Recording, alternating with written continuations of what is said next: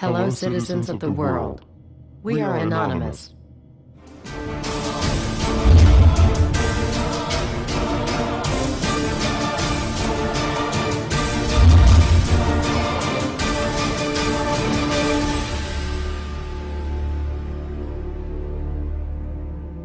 Dear brothers and sisters, now is the time to open your eyes. In a stunning move that has civil libertarians stuttering with disbelief, the U.S. Senate has just passed a bill that effectively ends the Bill of Rights in America.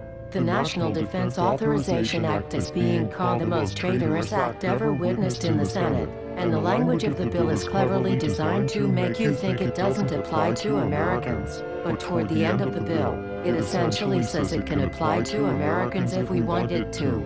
Bill summary and status. 112th Congress, 2011 to 2012, S. 1867. Latest title, National Defense Authorization Act 4. This bill, passed late last night in a 93-7 vote, declares the entire USA to be a battleground upon which U.S. military forces can operate with impunity, overriding Posse Comitatus and granting the military the unchecked power to arrest, detain, interrogate and even assassinate U.S. citizens with impunity. Even Wired magazine was outraged at this bill, reporting, "Senate wants the military to lock you up without trial."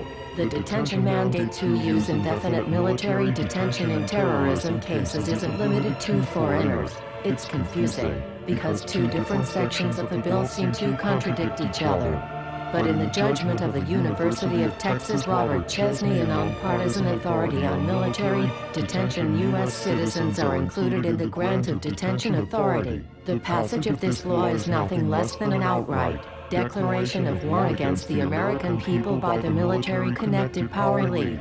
If this is signed into law, it will shred the remaining tenets of the Bill of Rights and unleash upon America a total military dictatorship, complete with secret arrests, secret prisons, unlawful interrogations, indefinite detainment without ever being charged with a crime, the torture of Americans and even the legitimate assassination of U.S. citizens right here on American soil. If you have not yet woken up to the reality of the police state we've been warning you about, I hope you realize we are fast running out of time.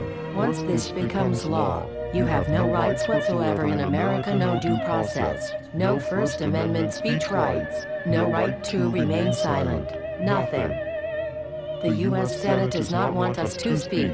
I suspect even now orders are being shouted into telephones and men with guns will soon be on their way. Why? Because while the truncheon may be used in lieu of conversation, words will always retain their power. Words offer the means to meaning and for those who will listen, the enunciation of truth.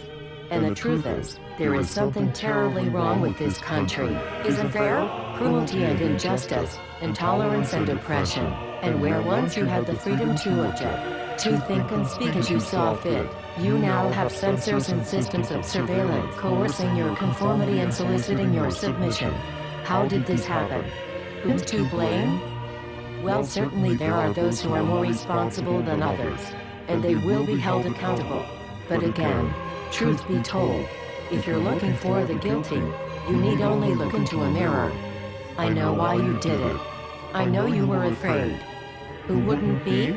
War, terror, disease. There were a myriad of problems which conspired to corrupt your reason and rob you of your common sense. Fear got the best of you, and in your panic, you turned to the now president in command, Barack Obama. He promised you order. He promised you peace. And all he demanded in return was your silent, obedient consent. More than 400 years ago, a great citizen wished to embed the 5th of November forever in our memory. His hope was to remind the world that fairness, justice, and freedom are more than words, they are perspectives.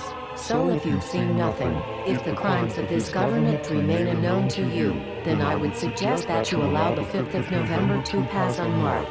But if you see what I see, if you feel as I feel, and if you would seek as I seek, then I ask you to stand beside one another, 1 year from November 5th, 2011, outside the gates of every courthouse of every city demanding our rights. Together we stand against the injustice of our own government. We are anonymous. We are legion. United as one. divided by 0. We do not forgive censorship. We do not forget oppression. U.S. Senate.